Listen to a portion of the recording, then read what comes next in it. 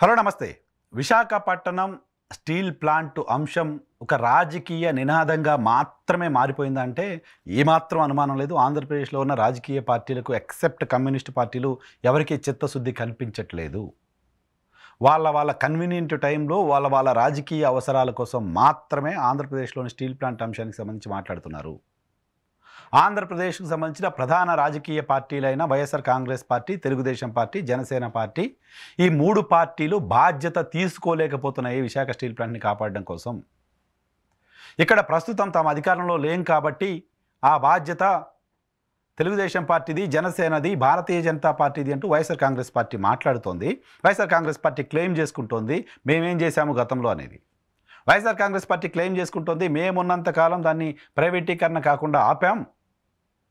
మేము ప్రధానమంత్రి విశాఖపట్నంకి వస్తే ఆయన సమక్షంలోనే, ఆయన పార్టిసిపేట్ చేసిన సభలోనే మా విశాఖ స్టీల్ ప్లాంట్ని ప్రైవేటీకరణ చెయ్యొద్దు ప్రధానమంత్రి గారు అంటూ అడిగాం. అది మా చిత్తశుద్ధి అని వైఎస్ఆర్ కాంగ్రెస్ పార్టీ చెప్తోంది. కేవలం అడిగి వదిలేయటం చిత్తశుద్ధా? చేయకుండా ఆపడానికి మీరు చేస్తున్న పోరాటం ఏంటి? ఈరోజు మీరు అధికారంలో లేరు. కూటమి సర్కారు ప్రైవేటీకరణ దిశగా కేంద్రం అడుగులేస్తుంటే సైలెంట్గా ఉంటుంది కూటమి సర్కారు లాంటి ఒక ఇంప్రెషన్ కనపడుతోంది. ఈ సమయంలో వైఎస్ఆర్ కాంగ్రెస్ పార్టీ ఏం చేయాలి? వైఎస్ఆర్ కాంగ్రెస్ పార్టీ ఏం చేస్తోంది? ఈ సమయంలో వైఎస్ఆర్ కాంగ్రెస్ పార్టీ ఏం చేసి ఉండాల్సింది? కూటమి సర్కారు ప్రైవేటీకరణ కాకుండా ఆపుతామని చెప్పి అధికారంలోకి వచ్చింది. 12 విభాగాలకు సంబంధించి ప్రైవేటీకరణ చేయడానికి టెండర్లు పిలిచేశారు. రేపు 9వ తారీఖు తర్వాత ప్రైవేటీకరణ అయిపోతోంది. అక్కడున్న కొన్ని పవర్ ప్లాంట్స్తో సహా అనేక విభాగాలని విడివిడిగా అమ్మేస్తున్నారు. హోల్సేల్గా అమ్మడం పక్కన పెట్టి ప్రస్తుతం రిటైల్గా అమ్మే ప్రయత్నం చేస్తున్నారు. దాన్ని అడ్డుకుంటామని జెండా పట్టుకొని స్టీల్ ప్లాంట్ వరకు వెళ్ళిన వైఎస్ఆర్ కాంగ్రెస్ పార్టీ నాయకుడు ఒక్కరున్నారా? టెండర్ వచ్చింది. ఈ 9వ తారీఖు టెండర్ ఓపెన్ చేయబోతున్నారు. పార్టిసిపేట్ చేయబోతున్నారు చాలా కంపెనీలు.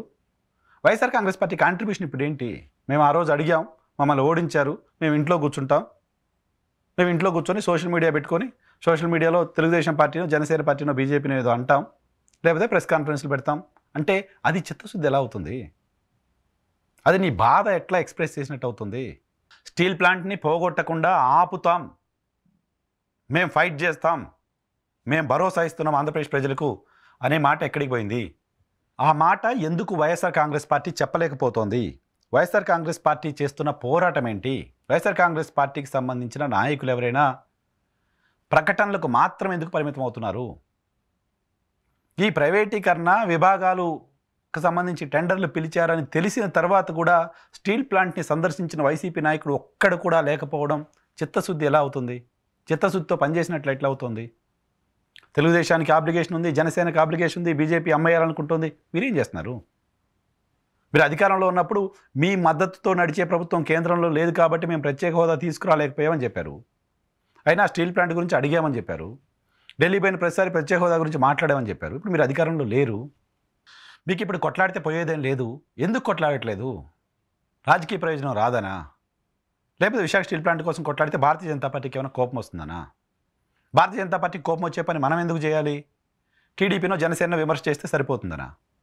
వైసీపీ చిత్తశుద్ధిని నిరూపించుకోవాల్సిన అవసరం ఖచ్చితంగా ఉంది విశాఖ స్టీల్ ప్లాంట్ అంశానికి సంబంధించి.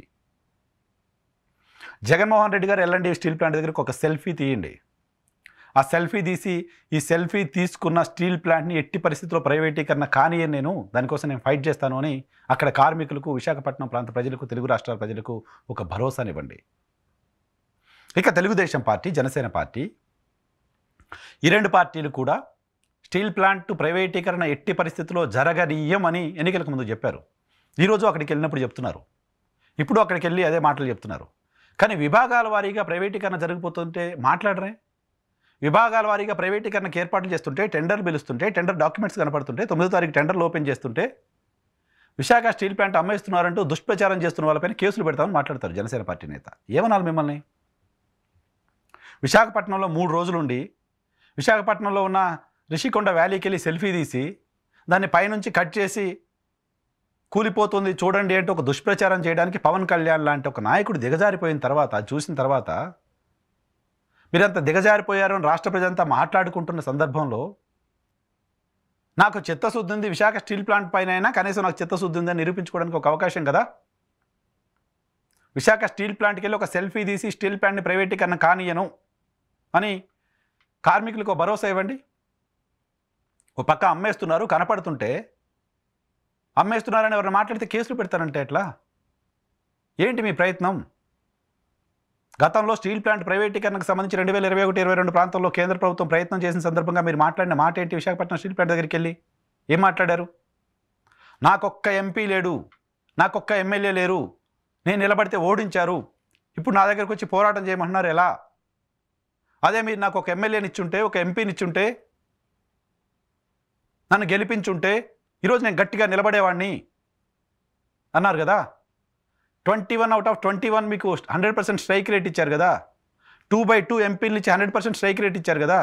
ఇప్పుడు ఏంది మన చిత్తశుద్ధి? ఇప్పుడు ఎందుకు మాట్లాడలేకపోతున్నాం? ఇప్పుడు ఎందుకు ప్రశ్నించలేకపోతున్నాం? ఇప్పుడు మీరు కొట్లాడితే మళ్ళీ కార్మికులు నిలబడాలా? కార్మికులు వచ్చి భుజాలు అట్లా పెట్టి మీరు నిలబడండి అంటూ మీ కాళ్ళ కింద కార్మికుల భుజాలు పెడితే నిలబడతారు? అప్పుడు ఓ నాయకుడు చెప్పే మాట ఇది. మీరు పోరాటం చేయండి, పైన నేను కూర్చుంటాను. పవన్ కళ్యాణ్ వచ్చి విశాఖ స్టీల్ ప్లాంట్ దగ్గర కూర్చొని టెంట్ కింద కూర్చుంటే కేంద్ర ప్రభుత్వం ఆలోచన చేయదు, కేంద్ర ప్రభుత్వం పైన ఒత్తిడి రాదు, ప్రైవేటీకరణ ఆలోచన వెనక్కి పోదు. ఆ ప్రయత్నం ఎందుకు చేయరు? మీరు ఆలోచన ఎందుకు చేయరు? రాజకీయ ప్రయోజనాలు మినహా మీకు విశాఖ స్టీల్ ప్లాంట్ పైన చిత్తశుద్ధి లేదు అనడానికి ఎంతకంటే ఏం కావాలి ఇంకా ఎగ్జాంపుల్? ఇక Telugu Desam party Visakha steel plant అంశానికి సంబంధించి ఎంత దుర్మార్గంగా వ్యవహరిస్తోంది అంటే విశాఖ స్టీల్ ప్లాంట్ దగ్గర దాన్ని ప్రైవేటీకరణ చెయ్యొద్దు అంటూ సంవత్సరాలుగా ఒక టెంట్ లాంటిది ఏర్పాటు చేసుకొని, ఒక శిబిరాన్ని ఏర్పాటు చేసుకొని అక్కడ కార్మికులు ఆందోళన చేస్తుంటే తెలుగుదేశం పార్టీ అధికారంలోకి వచ్చిన తర్వాత, చంద్రబాబు నాయుడు ముఖ్యమంత్రి అయిన తర్వాత ఆ శిబిరాన్ని కూల్చేశారు. కూర్మనపాలెంలో ఆ శిబిరాన్ని కూల్చేశారు. మీరు ఆందోళన కూడా చేయొద్దు అంటూ కార్మికులు ఆందోళన చేస్తున్న శిబిరాన్ని కూల్చేసింది తెలుగుదేశం పార్టీ సర్కారు, కూటమి సర్కారు. ఈ రోజుకి అక్కడ మళ్ళీ శిబిరాన్ని ఏర్పాటు చేసుకోవడానికి అనుమతి ఇవ్వట్ల, పోలీసులు బెదిరిస్తున్నారు. స్టీల్ ప్లాంట్ పైన మీ చిత్తశుద్ధి అది. స్టీల్ ప్లాంట్ ప్రైవేటీకరణ కాదు మేము ఉన్నంతకాలం అంటూ ప్రగల్భాలు పలుకుతున్నారు నారా లోకేష్, చంద్రబాబు నాయుడు గారు. 14,000 కోట్ల రూపాయలు స్టీల్ ప్లాంట్కి డబ్బులు ఇచ్చిన తర్వాత ప్రైవేటీకరణ ఆలోచన ఎందుకు వస్తుంది? ఇచ్చిన 14,000 కోట్ల రూపాయలు ఏం చేశారో చెప్పగలరా? ఏం చేశారంటే, రేపొద్దున కొనుక్కునేవాడికి స్టీల్ ప్లాంట్ అప్పులన్నీ బరువు కాకూడదని, రేపొద్దున ఎవడైనా కొనుక్కుంటే స్టీల్ ప్లాంట్ ఇప్పుడు చేసిన అప్పులన్నీ వాడు తీర్చలేడని, వాడికి ఇబ్బందిగా ఉంటుందని, స్టీల్ ప్లాంట్ అప్పులు తీర్చడానికి కేంద్ర ప్రభుత్వం చేసిన బుక్కిష్ అడ్జస్ట్మెంట్ మాత్రమే ఆ 11,000 కోట్ల రూపాయలు. కేవలం బుక్కిష్ అడ్జస్ట్మెంట్ మాత్రమే మీరు చేసింది. సాయం చేయలా, కార్మికుల కోసం ఇవ్వాలా డబ్బులు. కార్మికులు దానిలో యూటిలైజ్ చేసుకునే అవకాశం ఉన్నది 600 కోట్లు 700 కోట్లు మాత్రమే. 600 కోట్లు 700 కోట్లతో విశాఖ స్టీల్ ప్లాంట్ ప్రైవేటీకరణ కాకుండా ఆపగలమా? అసలు విశాఖ స్టీల్ ప్లాంట్కి సంబంధించిన కార్మికులు, కార్మిక సంఘాలు కోరుతోంది ఏంటి? కోరుతున్న దాన్ని వదిలేసి వేరే ఆలోచన ఎందుకు చేస్తున్నారు? వాళ్ళు కోరుతోంది ఏంటి? మా క్యాపిటివ్ మైండ్స్ ఇవ్వండి అని అడుగుతున్నారు, లేకపోతే సెయిల్లో కలపండి అని అడుగుతున్నారు. ఇవి రెండు చేయకుండా మేము అప్పులు తీర్చేస్తాం, ఒక్కొక్కటిగా అమ్మేస్తాం, భూములు అమ్మేస్తాం అని కేంద్ర ప్రభుత్వం బిహేవ్ చేస్తుంటే తెలుగుదేశం పార్టీ ఎందుకు ప్రశ్నించలేకపోతుంది? తెలుగుదేశం పార్టీ తెలుగు ప్రజలకు చేస్తున్న తీరని ద్రోహం విశాఖ స్టీల్ ప్లాంట్ ప్రైవేటీకరణ. చంద్రబాబు నాయుడు గారు విశాఖపట్నం వెళ్ళిన సందర్భంగా ఒక సెల్ఫీ తీసుకోండి విశాఖ స్టీల్ ప్లాంట్తో. నా ఈ సెల్ఫీ సాక్ష్యం ప్రైవేటీకరణ కానివ్వను అని ఒక భరోసానివ్వండి. మీరు అక్కడికి వెళ్ళి ఒక సెల్ఫీ తీసుకొని మీ అందరికీ సెల్ఫీ ద్వారా ఒక హామీ ఇస్తున్నా, దీన్ని ఎట్టి పరిస్థితుల్లో నేను ప్రైవేటీకరణ చేయనివ్వను అనే ఒక మాట చెప్పండి. అప్పుడు మీ చిత్తశుద్ధిని నమ్ముతాం. ఇక మాధవ్ గారు భారతీయ జనతా పార్టీకి ఇటీవల కొత్తగా రాష్ట్ర అధ్యక్షుడిగా అయ్యారు. విశాఖపట్నం ప్రాంతానికి సంబంధించిన వ్యక్తి. భారతీయ జనతా పార్టీ నుంచి ఎంపీగా ఉన్న రాజుగారు, నరసాపురం ఎంపీ, ఇదే స్టీల్ అంశానికి సంబంధించిన కేంద్ర మంత్రిత్వ శాఖకు సహాయ మంత్రిగా ఉన్నారు ఆయన. బెంగళూరులోని ఒక కంపెనీకి కాయలాపడిన పరిశ్రమగా మారిపోతుంటే స్టీల్ ప్లాంట్కి 10,000 కోట్ల రూపాయలు కేంద్ర ప్రభుత్వం సాయం చేసింది, మాకు కూడా ఇవ్వండి అంటూ ఒత్తిడి వచ్చిన తర్వాత అప్పుడు ఆలోచన చేసి ఇక్కడ మీరు డబ్బులు ఇచ్చారు, ఆ డబ్బులు వేరే దానికి వాడారని చెప్తున్నారు. దాని ప్రకారం విశాఖ స్టీల్ ప్లాంట్ దగ్గరకు సదరు కేంద్ర మంత్రి, సదరు పార్టీకి సంబంధించిన రాష్ట్ర అధ్యక్షుడు వెళ్ళి ఒక సెల్ఫీ తీసుకొని కార్మికులకు భరోసా ఇవ్వగలరా? తెలుగు ప్రజలకు భరోసా ఇవ్వగలరా? తెలుగు ప్రజలు ధైర్యంగా ఉండండి, దీన్ని మేము ప్రైవేటీకరణ కానివ్వమని ఒక మాట చెప్పగలరా? భారతీయ జనతా పార్టీ నాయకుల్లో ఆ చిత్తశుద్ధి కనపడుతోందా?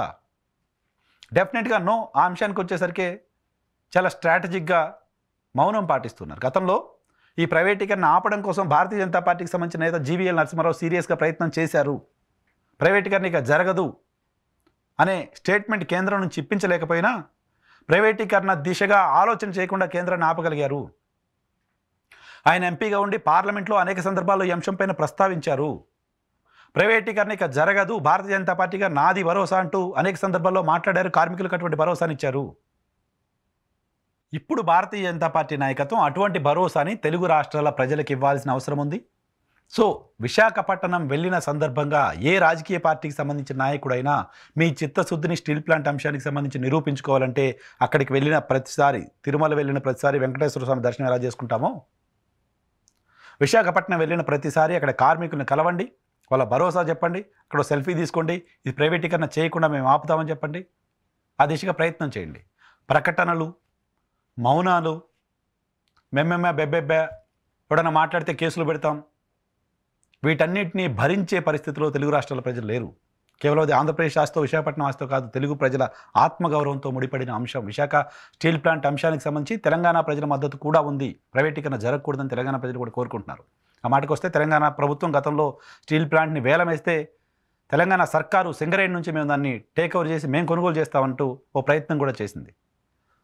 సో అది ప్రైవేటు వ్యక్తుల చేతిలోకి వెళ్లకుండా ఉండడం అనేది తెలుగు ప్రజల ఆకాంక్ష. దాన్ని నిలబెట్టడం అనేది తెలుగు ప్రజల ఆకాంక్ష. దాన్ని కాపాడడానికి ఉన్న ఒక్క 2 మార్గాలని వదిలేసి, ఆ 2 మార్గాలని సెయిల్లో కలపడం, క్యాప్టివ్ మైన్స్ ఇవ్వడం, ఈ 2 మార్గాలను వదిలేసి మిగతా అన్ని మార్గాల చుట్టూ మీరు తిరుగుతున్నారు, ప్రదక్షిణ చేస్తున్నారంటే మీ ఇంటెన్షన్ రాంగ్ ఇంటెన్షన్. మీ ఇంటెన్షన్ ప్రైవేట్ వ్యక్తులకు దాన్ని అప్పచెప్పడం. దాన్ని ఆపే ప్రయత్నం చేయని పార్టీలన్నీ తెలుగు రాష్ట్రాల ప్రజల దృష్టిలో ద్రోహులే. ఈ వీడియోలో ఈ సందర్భంగా కమ్యూనిస్టు పార్టీలను అభినందించదలుచుకున్న, కమ్యూనిస్టు పార్టీలు తమ స్ట్రెంగ్త్ ఏ మాత్రం ఉన్నప్పటికీ కూడా ఆ స్టీల్ ప్లాంట్ అంశానికి సంబంధించిన పోరాటం చేస్తూనే ఉన్నాయి. అక్కడ కార్మికులకు అండగా నిలబడుతూనే ఉన్నాయి. స్టీల్ ప్లాంట్ ప్రైవేటీకరణ అడ్డుకునే అన్ని ప్రయత్నాలను చేస్తూనే ఉన్నాయి. సో స్టీల్ ప్లాంట్ ప్రైవేటీకరణని ఆపడం కోసం ప్రయత్నం చేస్తున్న కమ్యూనిస్టు పార్టీలకు ప్రజల మద్దతు ఇవ్వడం కూడా అవసరం.